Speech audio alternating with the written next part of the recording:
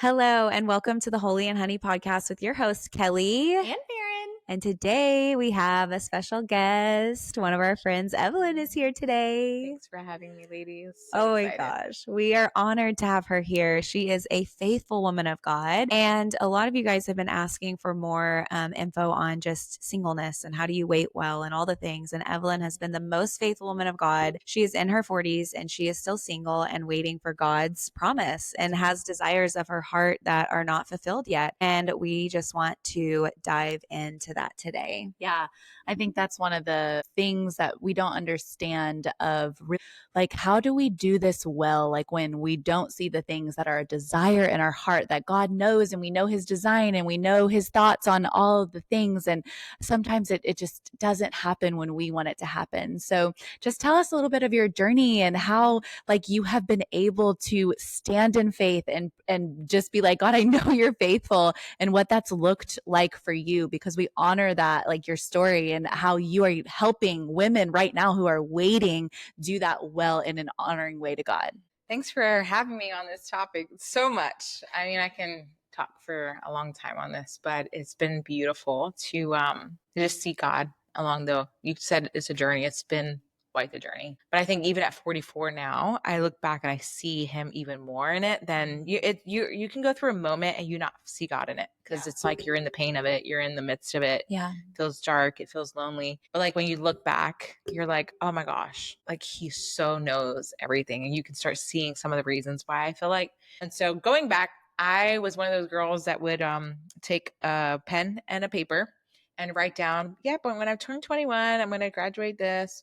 When I turn 25, I'm going to meet my husband. When I turn 28, I literally can probably find you journals where I have the whole thing mapped out. And then I would be like, okay, and then I'm going to be this age when I have my first. And I always wanted like 4 kids. I'm going to be this age when I have this. And I mean, I literally would lay it out. And this is me in my like teenage years writing. I always had a vision of me being a mom. Always had a vision of me being married. And I definitely come from the generation that played with baby dolls. So like you just, as a little girl, you're just playing with dolls. I always had twin dolls because I love twins. I have a fascination. And I'm like, God actually makes twins and multiples. It's blows my mind. And so I would get 2 dolls of like the same thing and like mother these babies as a little girl. And so my dream, one of my greatest dreams was going to FBI.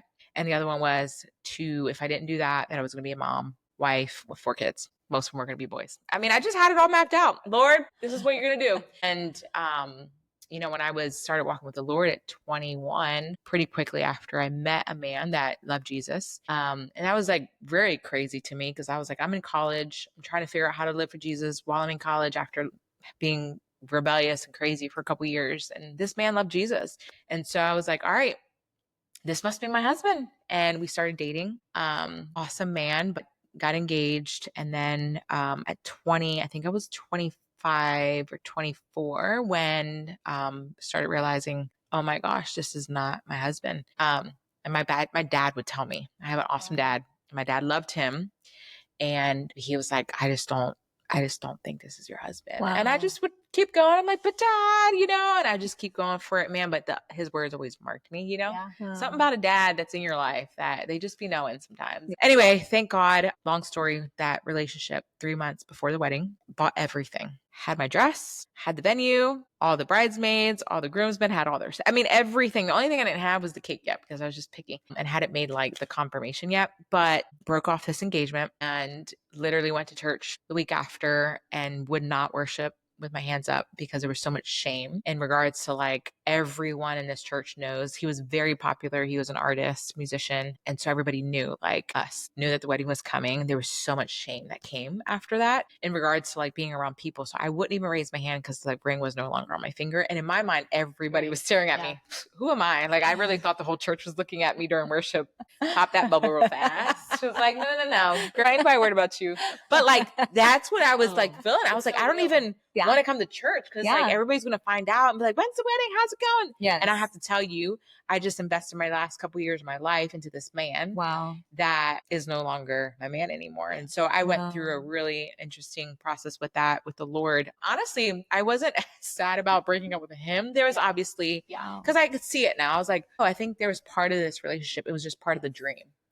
Wow. And the thing, like, I'm supposed to be married by this age. It was almost like this connection with like the dream more than him. Yeah. Wow. Like we want things to happen and we'll like almost accept certain other things that aren't God's will to make it happen.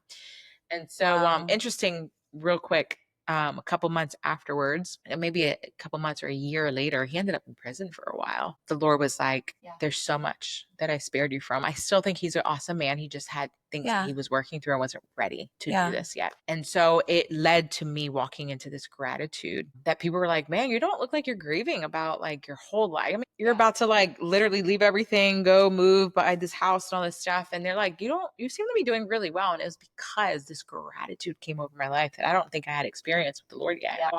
And so I literally made this commitment to the Lord blindly. Jazz, my friend, she's like, you're crazy for even doing that. I don't know if that was the Lord. And I'm like, I don't think it was the Lord. It was just me desperately. I said, God, I don't want to date a man. And I think God honored it in a certain way. I don't want to date a man until I meet my husband, because I was like that young girl that would just like go from guy to guy to guy. And I was like, oh, if he likes chocolate, I like chocolate. If he wants baseball, I watch. I was like, I didn't know who I was yet. And I felt like I wanted to go into this season of like, who is Evelyn? Wow. Like, God, will you show me who Evelyn is, what I like, what I'm called to, my gifts, my talents, without anybody else influencing that. And so I made this literally commitment to God that I was not going to date until I met my husband. And so this was in my 20s, and now I'm 44 and I have not dated since the breakup. I have not went on a coffee date. I have not went to dinner. I have not like just experienced that side in the Lord the way that, I am. And so it's funny because I see a lot of friends that, do that. And I think it's awesome and amazing, but I'm like, literally have not even had invitations. I won invitation one time and I just knew it wasn't God. And I was like, I don't have a lot going on. I don't think like I can do that. But like, it's not like I'm just like rejecting men. Or the invitation. It's just, this is the way that my story has been playing out. And I did break off anything that I was like, Lord, if I committed stuff to you that wasn't your will, like, I'm sorry. Like, I take that. But I do feel like the more that I'm thinking about this, with the Lord and what I've done in my life, and what I've been able to do, I do really feel like the Lord's protection has been over my life. I haven't experienced heartbreak since that breakup. Wow. And I know that does something to a woman. And I've had heartbreak in other ways that I've had to walk through. But in that sense, I do feel like I can see God's hand on me. I don't feel like I'm ever bored. I don't feel like I'm like missing out, Thank you, Jesus. But I'm 44 and there's no like, oh, maybe it's him. And I choose to say, God, thank you for my story and how you're building it up and how you're writing it. And I do deeply believe that when this man comes, that he's going to be amazing. Yes. I don't have a question in my mind about it. I don't think he's perfect. I don't think he's going to not have issues. I think I'm going to have issues when he comes that I don't know about until he comes. Yes, you can work on yourself. No. I've been intentional of pursuing healing, taking care of my body, doing the things God asks you. You know what I'm talking about, Kelly? Do it all. I'm trying to do my part, right? Yes. I'm fully aware that when this man of God shows up, there's going to be things that I didn't even know were in me until I encounter him. But I know that the wait is going to be worth it. There's such a rest and such a peace that comes with that. And it helps me. You know how the Lord like provokes us to jealousy? Like he's so kind. God can like redeem anything when you haven't had, but also there is such a special gift of the way that he operates when you are like, Lord, this is yours. Everything that you're doing, I'm doing it your way. I'm honoring you in all of this. That like, it's just so special. Like I truly believe for so many women that I'm personally like standing in faith for, like I truly tell her all the time, I'm like, look, your man is going to be wild. Okay. Like I have seen what you've gone through. I've seen what you've walked through. I've seen the work, and I've seen the faithfulness to God, how you have honored your body, honored your mind, honored, like, I won't even entertain what I know is not for me. Yeah. And I just like, I can't even, we see people's marriages that have that blessing, that divine blessing from God when you have done it his way. And I think it's so beautiful because now I've seen both. I've seen God bless my marriage when me and my husband were not honoring him before we were married, meeting him afterwards and how he redeems it. But I'm like, I can't wait to see the things in your marriage and in your marriage and so many other women that we're believing for. And I truly do believe that there's this divine order that he knows the moment, and you're not walking through those things that actually like put things in you even worse, that you're carrying this pain and hurt and rejection and all these things. And so he's doing things that like in the seasons that when you focus on that, it's like you said, God, thank you for that. You did it this way, because I know when he comes, like he is going to be like even more than I could ever think. Well, so many things to say over here on the single side. Okay, you literally said there is so much peace. How? Why? Like, obviously, for 2 decades, it wasn't always like that. Yeah. Like, obviously, you have Yes. seasons. It's like grief. Yes. It literally comes in Yes. waves. It comes and it goes. And I try to explain it to them. And it's like some days I'm totally fine. And then other days I have to drive home to an empty house and I'm just crying because I'm like, am I ever going to have that? Like the deepest longing and desire of my heart is to be a wife and a mom. Obviously to know Jesus and to love Jesus, but like, why would that be so strong? Is it idolatry or is it just that desire? Because I know what I was called to do. How'd you get there? It's for sure. I call it the waves. The waves. You go up and down in waves. I would say personally, okay, I'm going to share something I do, and it's really awesome and cute, and hopefully my husband appreciates it one day because it's been carried with me. I have a journal. I don't recommend everybody do this. It's all where you're at with the Lord. I felt like the Lord invited me into this, but I have a journal that is specifically just for letters for my husband. And I only write in it when I have a deep longing. And I invite the Lord into it, and then I write it, and I literally put it away, and it's a reminder, like one day he'll see it, and it helps. It really has been a way that the Lord's helped me. But when I was looking at it the other day, I was like, Lord, let me see this history of letters. And I just started looking at dates. And I think every year I probably write 3 letters. And so you would think like, okay, God, this whole thing has been wild and long. But there's probably 2 or 3 times a year where I feel this like deep, this moment that just comes and just hits me in a very like, woof. Okay, I need to weep about this. I need to like take this to the Lord. I need to talk about this.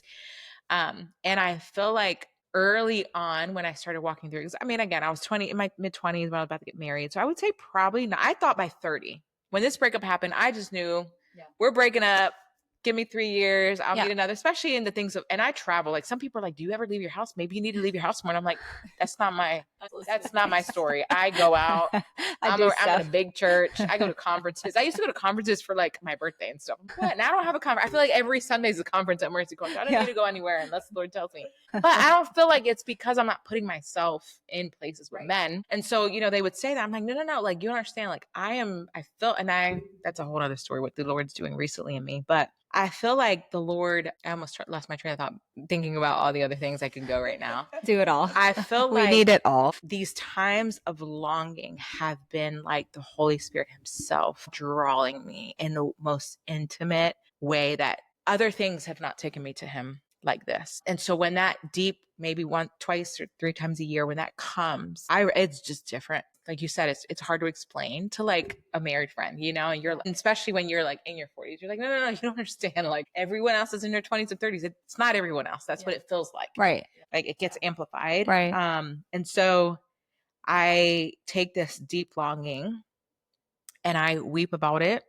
I give it to the Lord. I resurrender. I repent if there's anything that's like taken, like this thought of like, I can't do this unless I'm married. I had this job offer one time and I was like, I don't want to do that until my husband's here. Wow. And I just wrestled and wrestled. It was literally like, I want my husband to be part of this with me. Wow. I don't want to do that until he comes. And it was this wrestle. And I almost didn't say yes to the assignment because I had this thing like my husband needs to be a part of it.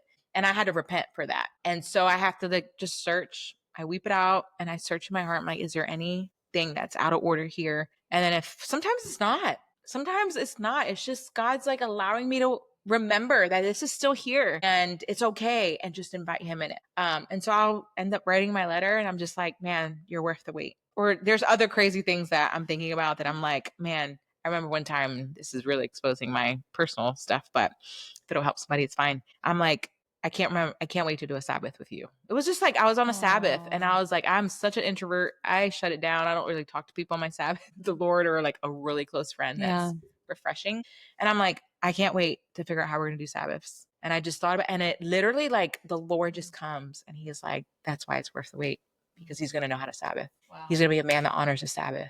And when I bring it to the Lord, I just feel his love and his like, Lord, you know me. Like no one knows me like you do. And so there's a reason, and I'm willing to trust the process. Today it felt lonely, but God, I thank you that you're in it with me and that, you know, you're walking with me and I'm really not alone. And I just write it out and I journal about it. I have a journal that I write all the stuff, and then I have a journal that's just for him. And so the longing is real. And sometimes it's because I've been looking at someone else's family, or I'm looking at the time clock, or I'm like, Lord, another birthday came. Lord, you know what this means. My body's changing. What's happening? Or sometimes it's just, there's a holy desire that comes up that's from the Lord. And he wants to remind me it's still there and it's okay, and that he's with me in it. And I can be honest. And I'll share with somebody. Half the time they don't get it and be like, all right. And I go to bed, and the next day it's not there for the next couple months, you know, and I just do because I have things that God has in front of me that I'm pursuing, that I'm going after. I'm just not idle because I'm not married, you know? And so those things really help me remember. Plus, I am a pastor. I do have a history of therapy. I've done too much counseling for marriages that did not honor the Lord, did not wait on God, forced something to happen, did not obey people around them that said, hey, you shouldn't do this, or it's not time yet. And they didn't honor that, and they're going through it. So those things also help a sister out of like, you know what, God, I can be happily single, content, walking with you, Jesus, doing the things you call me to do, or I can do it my way, try to force something to happen and it not be your will, and go through it. And I bless my friends that are walking through stuff, and I pray for them, and I walk and I encourage them. That's part of my assignment.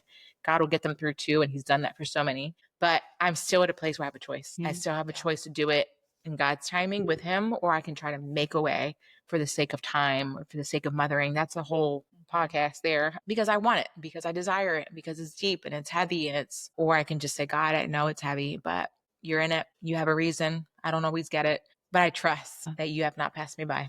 And there's a man somewhere out there that's probably feeling the same thing, that's coming to you, that's asking you for patience and grace to meet me as well. And I expect it to happen. There's not many things that I'm like, absolutely, God's going to do it. I truly believe I have a husband. Like some people are like, oh, I'm not. And if I don't meet him here on earth, I'm going to still follow Jesus and love him and be content. But that is one of those promises. The children thing, I'm not sure. I'm not sure. It's a desire. I don't feel like I have the word of God. Like I'm going to mother biologically. I do feel like there's a word from the Lord that I've gotten he's going to come. Wow. That is so beautiful. I struggle with that because the word doesn't promise us husbands and the word doesn't promise us children.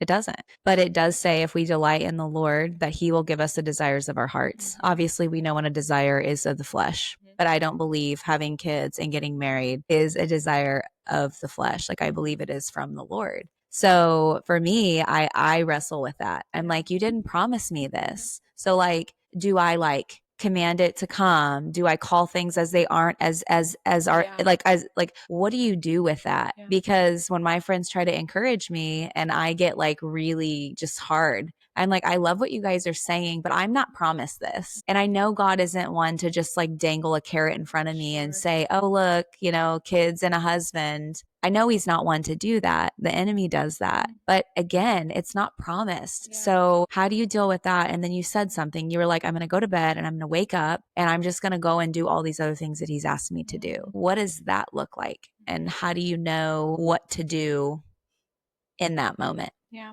The promise of God. I believe this posture is probably one of the most we need to be the most aware of, is having open hands before the Lord. Yeah. And so I've gotten prophetic words, which I don't live a life just led by the prophetic. That's a gift for us, but it's not like we're not just led. Too many people are just led by words from, man. But I come to the Lord like this. I'm like, Lord, I've gotten words over and over again about this. I feel like I've had enough dreams about this. I've had enough, just like, again, bringing my desires. That scripture that says, delight in the Lord, and he will give you the desires of your heart. It's not, if I spend time with you, you give me what I want. Right. It's literally, the more I spend time with you, the more my desires become your desires. And it's just like, I visualize this like circle of what's in here comes up to the Lord. What's not from him stays, and what's from him comes back. Like there's just consistent laying things down in my time with the Lord. And so God, I'm bringing my desires to you. I'm delighting in you. I'm loving on you. I'm getting to know you. I'm seeing from your perspective. I'm giving you these desires. And if they come back around consistently, I hold on to them, but not with clenched hands. And so, yes, I'm going to believe and I'm going to say yes and amen. I think the difficulty comes when we start gripping it, when we start like, God, I give it to you, but then we take a hold of it again. God, I give it to you, but no, it needs to happen this way in this time. There's just this way that we as humans, especially as women, we have like, my gosh, we have the ability to create a whole entire documentary in our mind, story. I was teaching students the other day and I was like, listen, ladies, guys don't do this as much. No. Girl, you meet a man, he's over there ushering at the front door, he's single. You already have a thought of how many kids you're going to have with him, what their names are going to be, where you're going to live, what all, like we just have, it's part of the gift on our lives. It's the, what do you call it when you're imagination. Our imagination goes, wow. It goes wild. And quick. And so like, we need to be real about that. We need to be honest. Like, yes, there was a guy at the church the other day. He's single. I'm like, y'all ladies, chill out. He's one man and there's 45 women right in this room right now. Who is he? Who is he? Tell me. Oh my God, it's so these poor guys. I'm like, Lord. Yeah, poor guys, because there's way more women and less men. Yes. So that's it's just epidemic. Yes, whatever it is.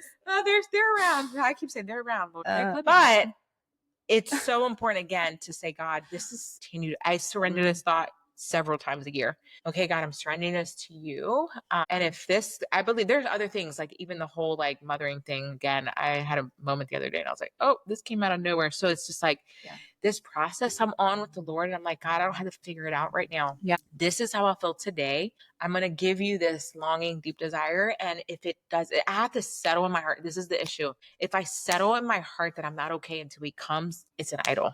If I feel like I can't do God's will in my life without him, it's an idol. If I can't like be healthy in my emotions and in my soul, it's an idol. If I can't look at someone and not be jealous or envious, it's an idol. And so I think that's where I check my heart. Is this like an idol? Am I like envying other people? Am I being jealous of other and people around me? Can I not function right? Is my heart like bitter? Am I sad? Where like I know women that every time they think about it, they just weep, and I'm just like, thank you, Lord, that's not my story. Yeah. And I do feel like there's an out of placement for that desire. It's a God-given desire, and there's words that the Lord will give you, but at the end of the day, if my hands aren't fully open and saying, man, if that doesn't happen here on earth, I can still love you. It's the prayer that we're talking about, like, Lord, I choose to love you, whether he comes or not. I'm going to be healthy, whether he comes or not. And it's an added bonus when this man comes. Like, I'm already living a life that's rich, that's full. I see God move. I get to partner with him. I feel healthy in my soul because I'm contending for health. And when he comes, it's an added bonus. And I feel like it's just going to be a double whammy of like power and love and all the things. And I have so much love stored up in me. I'm like, this man better be a physical touch guy, okay? He better be, Lord. If he's not, I'm like, he has to be. Or he ain't it. Lord. But yeah, I just think that the surrender is everything. And I found myself doing this sometimes. Yes. I can see it. I can feel it when I'm like, okay, this needs to be released to the Lord. Wow. I think one of the most special things is how the Lord will put you, like when you are walking this out with him, he'll put you in the community that is able to walk with you in that. But then it also like does something to the community. So it's so funny because she is wild and all the things, but she provokes things in me about like my marriage. So, and it's so funny because it's like, I've been married for 10 years and like hearing it is, amazing. But it's so funny. Like I would not know these things, and having her in her season in my life is like, it keeps me like, oh my gosh, am I viewing my husband like that? Wow. Like, am I like as excited to see my husband as you long to talk about? Because it's like for 10 years, like it's with the same person, and so many things that the enemy can come in. Oh, yeah. And it's so, it's so wild how like, I'm sorry you're going through that, but it's like I want you to know that you deposit things into my marriage that like is from the Lord. And then it's so beautiful that we get to walk with you in those moments of like, I am not okay right now. Yeah. Like I'm having a hard day. I have that desire, and it's not here. Those times that you say, like, I think I was sharing with her one day, Justin was out doing something and I had to go home to an empty house. And I was like, I was so sad. She's like, welcome to my room. I said, how do you think I feel every night? And it hit. those moments. And so to be able to share in seasons with people, that God doesn't make mistakes. And when you press into the community that he will put you in, it's so beautiful in both ways, while you're walking out contending for the promise, while you're walking out health in your marriage, while you're walking out so many things. But I love what you said, how it is I love you if you do, and I love you if you don't, but I'm going to hold it like this, but it's like, I'm not going to let go of what I know who you are and what you do. Allow me. You're inside of me,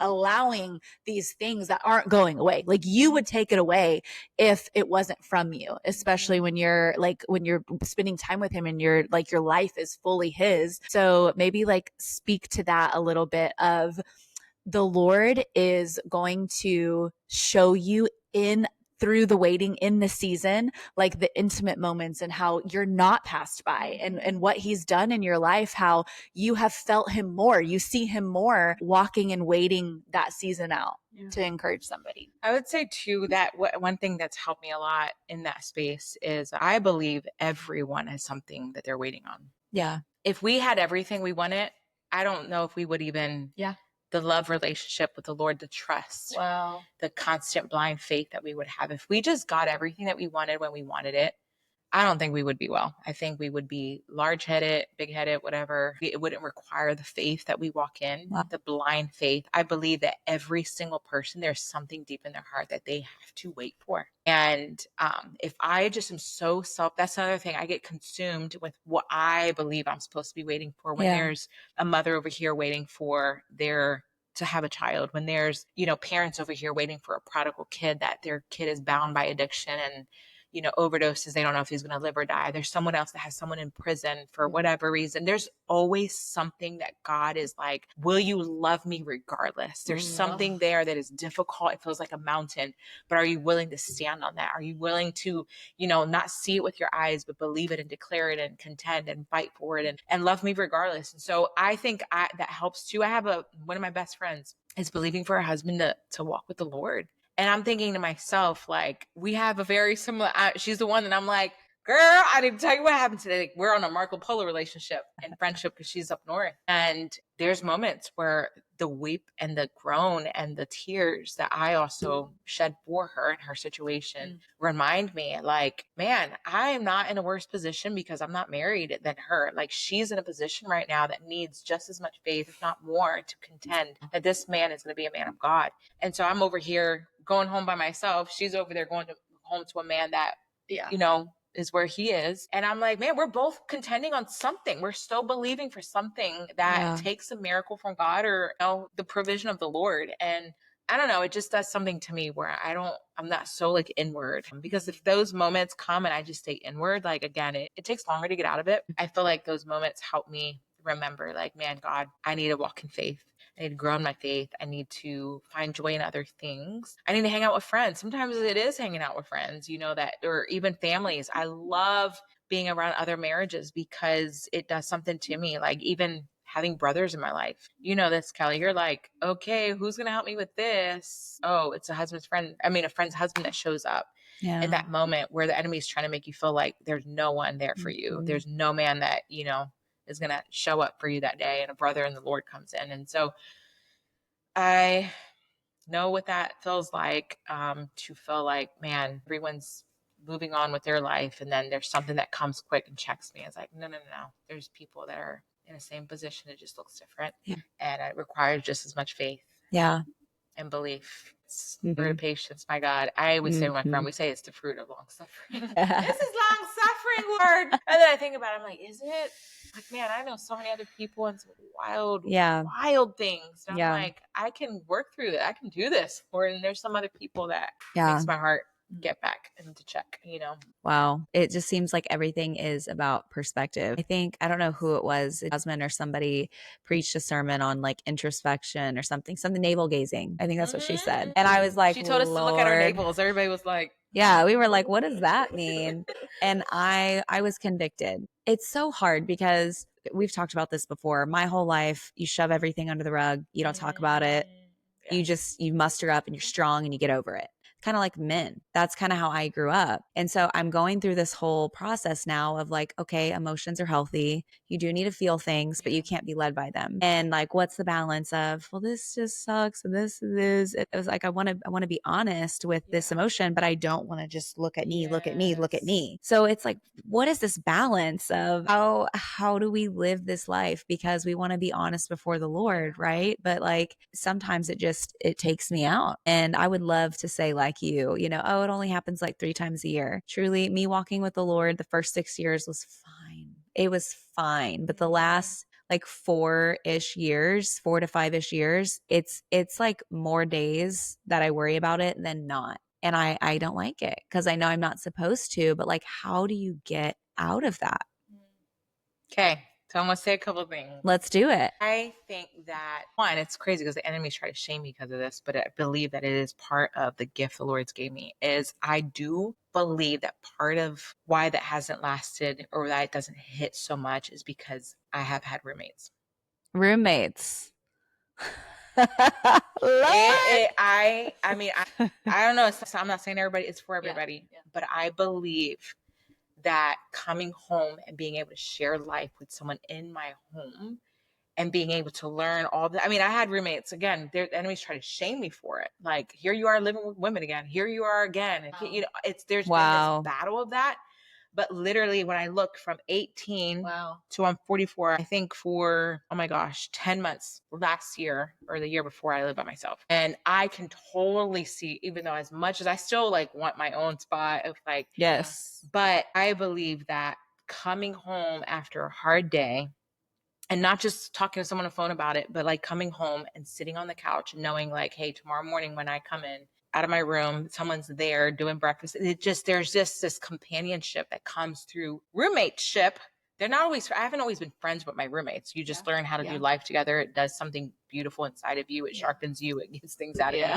And then there are other friends like Jazz that we're like best friends now, you know, but it's taught me the beauty of like, hey, when I show up at this time, someone is there and I can be like, hey, I need you to pray, or I just need to come and vent. Or matter of fact, I can't tell you anything, but tomorrow, can you make time about this? We need to talk. There's just something about fighting together in a living situation that I believe has been a help to me, even though I always didn't want it. So that's one thing. And then the other thing is, and we talked about it and we've talked about it briefly again, giving that like what I thought it was going to be, the consistent bringing that before the Lord of like, I really thought there is like a deep thing that was, I know, like I just capital KNO, this was going to be my story. Right. I was going to do this. I was going to do, I mean, you wouldn't have 10, 20 years ago, I would have never in my mind thought this is where I would be. And I think that there's still sometimes that parts of that from years ago that can come up. And I have to be like, okay, Lord, it's not. And I have to be okay. And is there unforgiveness from the Lord to the Lord? Like, am I mad at you because of that? Am I offended because of that? And so I don't know, those are a couple of things that I feel like come up in me that I would encourage women to do to help. Because I mean, you're friends with a lot of married women. And so it probably also stays in front of you a little bit more. I'm not saying that's not an awesome thing, because I love you have strong marriages around, but also it's what you see more too in the last couple of years, because you're probably one of the very few. Like, I'm the only single pastor at the church. So when I'm with all the pastors, it can be a little louder to be like, I'm the oddball out, or I'm the one that's different, you know, and the enemy, and I am different. It is different. It's true.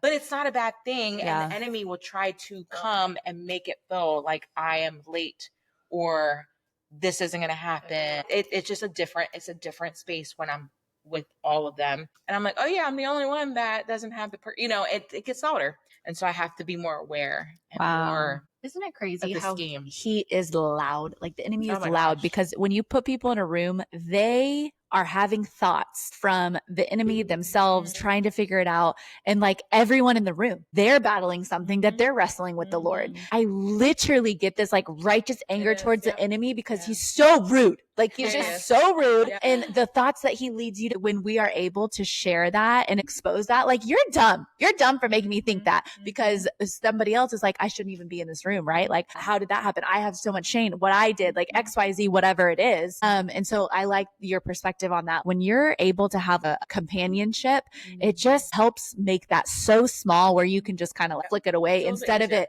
like booming with loudness that penetrates. And then it's like the ripple effects from that. That's so good. Yeah, I actually never thought about that. There's probably so much truth to that. So thank you for sharing that, all the things. Because I've had seasons where I've had roommates and it's been so much easier because you have somebody to come home with. And I think that's one of the biggest things I look forward to in being married is having a companion. I'm not going to call my married friends every day and like, hey, how's your day? And someone listen to, hey, how was your day? No, but my friends are so sweet because sometimes I'll just send them a voice memo and I'm like, I just need a podcast. I just need to tell you about my day. But like, I can't expect that, like you have your own families that you're going to do that with. And then you just come home and you're alone. And I know I'm not alone. I know Jesus is with me, but there is a part of companionship it's the physical side of the Lord that shows up. Yes. Yes. Wow. That's so good. Yeah. And I think even with, it's probably, again, the enemies use this so much. Like when I owned my house in Philly, there was consistent, and this is like even renting property with people. The women would be like, oh, we have a room that's empty. We're going to rent it out, blah, blah. They'd come in without a significant other, meet their significant other. You would exit them out the house. Another woman would come in. You do this. And I'm like, what am I like the connection with? I was laughing about it with someone else that y'all know. And I was like, what are we like? Is this our life assignment is to like take women in and get them married? And then we're here like, hey, who else is next? Like, I'm like, and we would play with that for a little bit. Like, oh, you just need to close your house down to everybody. And, just do you won't think about it. And I'm like, wait a minute. I think this is like the enemy's trying to turn this on me. What a gift. What a gift. So like that my life gets to sharpen someone and prepare someone. Wow. And also knowing it's happening vice versa. Like I don't know it all. I'm like, okay, these girls are coming in. I'm definitely typically older than them. So there's like this big sister mothering that comes out, but I'm not better than. I still have things that I need them to sharpen me in. And of course, that kind of, again, I think even like there's just selflessness that I've had to choose that again is only preparing me for marriage because I'm consistently having to be like, okay, I wouldn't do it that way, but Lord, I wouldn't do that. And Lord's like, yeah, but this is what you're going to have to learn. When you finally, because I've never moved in with a man. Like I dated, but I never lived with a man. That's a whole different wild beast in itself. After you've been single by yourself for years, And so I think there's something to that. And again, I think the older we get, the more we fight it. Yes. Because it's like, again, I wasn't planning on having my own place at 35 or 40, Right. It's a dying to self and dying to the dream. Yeah, and also dying to like the worlds. I told them the other day, I almost lost it. Someone told me I needed to freeze my eggs. Oh, girl, and I when the doctor told me that. I was like, I rebuke that, but it's like we're fighting this biological clock. Yes. Which, come on, I mean, we see what God can do. We see He can give us a baby at 99. He could, right? So like we can hold on to that, but I'm in medicine and I know and I see and I hear. So fighting against that is a whole beast in itself. So you're right. So as the years go on, you're like, okay. Because you're not just grieving like the timeline. You're not just grieving like what you thought it was going to be. Part of that for me, again, that's a whole nother wild story is like, there's also like, am I supposed to be grieving like becoming a mother in that way? Is there something that's supposed to be emotionally happening in that system, and so it'll mess with you. It'll do some things to you that you're like, if I don't have a grip on God and his promise and his word and his ability to provide supernaturally or just show up supernaturally to comfort, it'll take you down a whole entire, and I've been there, where you let it and you start thinking about it more and now you're in this dark hole. You're like, what? Now I don't even know anybody that can take me out of this because they don't get it. And it just spirals. Yes. It's so real. It is real. The things I love about Jesus is that it is like supernatural. And so when you know that, you can like almost be like, I rebuke the world systems. Like that's not going to happen for me. Like my God does miracles. My God is the one who shows up and shows out no matter what. And so that's like one of the things that we really focus on is like, what are we thinking? What are our words? Because it does not matter. It does not matter, whatever the story is. Like my God is going to show up. My God is going to come through. You might not feel that right now, but no, like that's where we're thinking, that's where we're focusing, and that's what we're praying for. Yeah, and she's so good for me because I'm a logic girl. I need to see the facts. I need to see the evidence. She is the complete opposite. So I'm like, no, I'm telling you this. It is true. And she's like, no, you can't speak that. And I'm like, but it happened. And she's like, but like, and I'm like, it's good, but it's really hard. It's challenging. You're like, can we just sit here and just bask in sadness? Yeah, can we be sad for a minute? Yeah, because she also never felt her feelings, but now she's having to feel feelings. Lots of growing around here. That's what friendship does. You know what? It does. The hardest thing for me is, we say all these things like, I've read Job. Lord, I'm going to love you no matter what. Lord, even if I never get married, I'm going to love you. You don't have to do one more thing for me. I love you. You saved me. Like, you did so many things for me, and I am eternally grateful. But when you have to come to terms with, I actually don't believe that. Like, I can say that and I want to believe that, but our actions and our words actually show what we believe. And so I've been through this grieving process of like, Lord, I'm so sorry. I thought I believed that. And like, that was up here, but what happens when he's not enough and you realize, whoa, like, this was an idol and this has been an idol, and maybe it comes in and out. Maybe sometimes it's not, maybe sometimes it is, but like, Lord, I'm so mad right now. I don't know that you are enough for me. What would you say to that woman? Yep. Be honest about it. Yeah.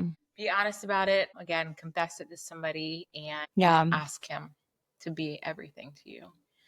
And it doesn't just like all of a sudden the emotions come. How do I even like get more of you and make you? That's when I start getting the worship. So I have a set that's just love songs to the Lord. Aww. And sometimes I'm just like, I need something that's going to come. I don't need to be talking about this and that in worship. I need to actually talk about love right now. I need this. I need the truth to wash over me because I don't feel it. Yeah. My heart is far from that. My mind is far from that, but I know it's true. So because I'm not here yet, I need truth to wash over me. And so I'll put on just worship set that's all about loving the Lord and him loving me. And I just have to, everything else has to leave. Wow. And I have to just engulf myself in that. I have to shut it down and just, write love letters to the Lord and just, it's sometimes you have to say it so that everything comes into alignment. And so I have to make a way to kind of just say it, walk in it. I'm like, I don't feel it. And all of a sudden there's this moment where you're like, and you're like all snotty before then you feel the love of Jesus in the room because you're inviting him, you're asking him, God, I don't have you there, but I so want that. I so desire that. Right. God, would you consume it? And he has to show up. And whether it's Dad would say it was a blanket of her, it felt like a blanket for me. For me, part of my love journey with the Lord was like thinking about a white bed, like this gorgeous, beautiful white bed. It was part of what helps me wait on the Lord. So I'm like, I want it to be pure. It's like the bride, a wrinkle spot. I'm like, I want my bed has been defiled and I want it to be, and that visual is what he gave me to be part of what I hold on to. It's like, I will no longer ever defile my body, Lord. I want you and I want anything you have for me, but nothing else gets part of me. And so like, there's these moments where I'm just asking him and I'll get like this visual that is what he uses for the next season. And I need him seasonally. Yes. Like I have stuff, that bed thing is from when I was in my 20s and I still hold on to that. And I still get wrecked by the moment of thinking like, man, Lord, I get to like spare, this is like spared for you only. And who you have for me. And then there are other things he'll bring that are like fresh manna. That's like a fresh, and I'm like, oh, I didn't know I needed that, but God, I need that. And so I confess it. I'm honest. I don't feel it. But God, I'm going to make this room ready for you to come. Yeah. And I prepare the table and I prepare for him to come in the room. Yeah. And then it gives me the next to hold on to.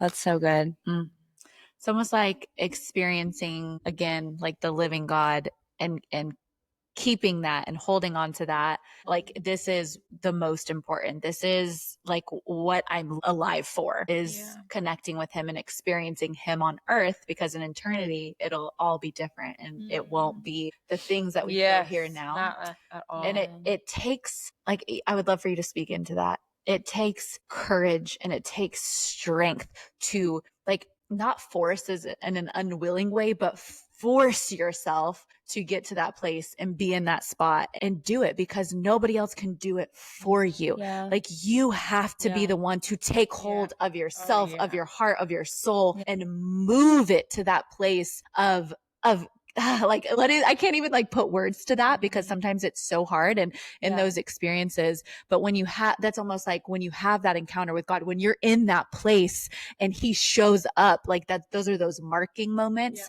that you can like tell your soul to go back to of like, this is the truth. But like in those moments, like what would you say? How do you get yourself to move when you do not want to move? That's good. I think it's a scripture, and I know it's definitely a song we sing. It says, "Command your soul," and command is not this soft movement. It is like, and I'm built like that. I'm very like aggressive. So like when you give me like words like that, I'm like, that isn't something that you're just waiting for.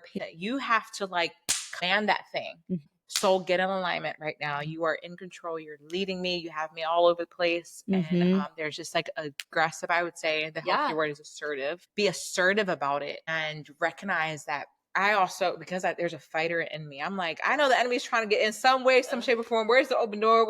I can't give them like an inch, I'm like, cut this thing off by the head type of person. And so I always am aware of that as well. Like the enemy is trying to get in here. If not, he's already here. Wow. And I've entertained this. And so I'm constantly like, where is he at? Kick him out. And then let me kick him out. So then I can do this with the Lord, whatever I've meditated on, that's him, get him out. And then I can do this with the Lord, and part of it, it's like submit and he'll flee. Like submit yourself to the Lord. I'm like resubmitting myself to him and his mind and his thoughts. And then I command that thing by, again, like sometimes commanding it means like I got off of social media for a while there because I was recognizing like, I'm not even like a very envy, jealous girl, but there was something going on in that season that was really rough. And I did find myself more envious of people's lives. Wow. And I was like, a way that I have to violently come after things is I had to get off social media of like, hey, I have to let go of that for a season until I get back in the rightful alignment with my heart and the Lord. And so I like cutting stuff off. I'm like very much like, we can't play with this thing. And you're trying to get me to not be content, enemy. You're trying to do this, or my flesh is. And what is it I have to shift? What is it I have to shift to get out of that place? So good. But commanding my soul is huge for me. Yeah. And that thing, I talk to that thing. Yeah. And I need a good weep every so often. And I'm talking about, when I say a weep, I mean, if you in the next room, you think somebody died. Yeah. A whale. I need it. And I feel like it's a conversation with the Lord than that too. I'm like, it's not me by myself doing that. There's something, the Spirit of God is in this room. Right. And I need to let you know, Lord, and my spirit and my soul is, it is going through something. And it's crazy how when I just let myself, I can't do that around people. I need my own space. Yes. I think one time or twice there's been someone around and it scares them a little bit. Yeah. I'm fine, y'all. I'm just trying to have a moment with the Lord right now, okay? And then you come out and you're like, you okay? And I'm like, I'm great now. I just need a good cry. So I think That's is good. also like there's healing. There is. There's healing that comes when you let that thing that's been, wrecking some turmoil in there, or just, hard, or let that thing come out. Yeah, I'm a huge advocate for tears. Once I saw like a study, it was like a medical publishing something, and it literally says that when we cry through every tear, there's toxins that are literally released. So even when I'm at work and people are like, I'm sorry, I don't want to cry. I'm like, don't be sorry and let those tears out, because like you're probably sick right now because you're holding into all of this stuff. Like we have to do that. Corey Russell and Alan Hood says tears break off the witchcraft. Yes. Tears. Well, I guess I'm good then. I cry. I just got all this joy.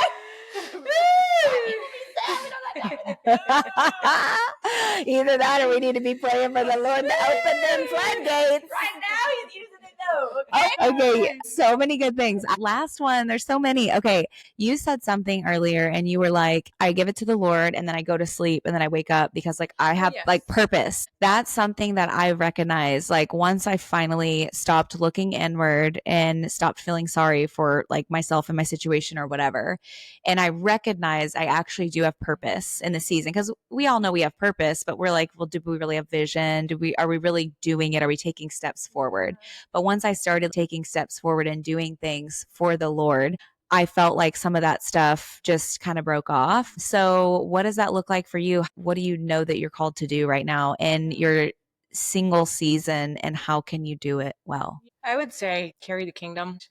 I have no greater, the greatest joy. I said this, maybe it was the other is getting wrecked in the presence of God. They're like, did you know this scripture says he's my shepherd? And you're like, and I just encountered the Lord all over again through that moment. Wow. I don't think about my husband. I don't think about the things that I'm like grieving desire. It's just like I'm in this moment. I'm just like, you'll ask me, I'm like, I was born for this, because we really were. We really were. We're born to love the Lord and to love his people. It's like the scripture that says, oh, y'all help me with this. There's two things we're called to do, the commandment. Love the Lord your God with all your heart. Yes. And all your soul and all your might. And then to love others as yourself. Yeah. Like there's like this too. And it's like, go and make disciples. Like this is literally actually what we're called to do. Right. Yeah. There's all these like lanes that we're called to be in. Right. But I can't even get caught up in that because my lanes shift and change a lot. Yeah. But ultimately I know that I'm called to carry his presence and to bring the kingdom here on earth. Yeah. So I think when I get caught up in that, there's so much of it to do. There's so many people that need the Lord. Like I forget about all the things that I'm like meditating on in my quiet time by myself in the corner. Like it just, I forget about it. And then, if I come home to an empty house, then I'm like, oh yeah, after all that, now what? You know? And so like, there's a space for it. Right. Right. So like sit back and rest and recover and all that. But if I do too much of that, then I become, again, it's that evil thing again. And so there's a space where new people that love Jesus, or even people that are just, you're walking with them, maybe not be new believers. You're like riding with them. You're seeing what they're doing in life. You're celebrating them. If I get caught up in that, those other things that I meditate, that I get stressed about or worried about or sad about, it's just not even there. I love it at church. We're like, let's praise the Lord, talk in tongues. Okay, where's your anxiety now? Oh, it's not there because you're in the presence of God, and it's like, it feels like that to me. When I'm running in that lane that God has me in, I'm fulfilled with him, his presence, and then the people that he puts around me, whether they're friends, sisters, people I'm serving with. Yeah. Or new believers that are like, hey, y'all, I don't know how to do this. Can somebody teach me? You're like, come with me. Come. Let's do this together. And they're just like getting wrecked. It just blows my mind. How would you encourage a woman to like figure out what is she supposed to do? Like if she's brand new in all of this and that's kind of been her focus, how does she know her giftings, her talents, and how to serve other people? The Great Commission. It is the Great Commission. I would say get plugged in somewhere in community. Because in community, one, there's so many of us singles around. Yes. There's so many of us. And it could feel like, especially in the South, up north, it's not like this. Really? In the South, it feels like everyone's married with kids. Really? It feels like everyone around is like that. And you can feel isolated. You can feel like something's wrong with you. You feel the enemy makes you think you're unqualified, whatever. It just feels louder. Interesting. Up north, there's not more married people than it's like very either equal. Interesting. Or it's like there's more. There are plenty of us around that are believing and contending and, trying to do this. So get with other people, build community, serve, ask the Lord where you're supposed to be serving. And put your heart into it, commit to it. Sometimes you gotta lay your life down for it because it's killing your flesh and comfort. Yes. And spend time with the Lord. But I think getting around other single people is huge. Encouraging each other and saying, hey, we're gonna run. We're gonna run. We're not waiting for this. When it comes, we'll celebrate. But we're gonna run. So good. So good. I feel like that the Lord did design like giving to be healing, because the times that you have fully like given without wanting anything in return, it's selfless, to the core, all the things, that moment of seeing someone else, like their life be changed, truly like messes you up in the best way, where like you said, it's like those other things are not in the forefront. You can't even like see them, right? Like it's like what you're seeing is God and the way that he operates and the way that he's designed. And so knowing that God does have like a design, and in the waiting that there are other things that he designed for us to be doing and moving in and making an impact. And you are made with purpose, and the spaces that you're called to, like you're running in there and you're pushing back darkness in another way, because when he brings your husband, then y'all are going to be doing it together in the spaces and all of that, to be able to look forward to that but press into the other ways that he also did design you, what you were made for, what you were created for, which both of you do so well. So thank you, Evelyn, for coming and sharing. For being an example of a godly marriage, and you, Kelly, for saying, hey, this is what's going on. There's so many other women that are in this space and saying, I'm still going to talk about it. I'm not going to hide from it. I'm going to shame about it. Yeah. Or I'm going to expose it if it comes. Because Yes. that's what we do. That's how we do it. Yeah. And so I love that you guys get to do friendship together and sharpen each other in this space. It's beautiful. Thank you for your wisdom. We love you. Yes. So we are excited for any of you who are waiting for that to just keep waiting with the Lord and allow him to be in those spaces because he wants to be there. Yes. We'll see you next time. Yes. Bye.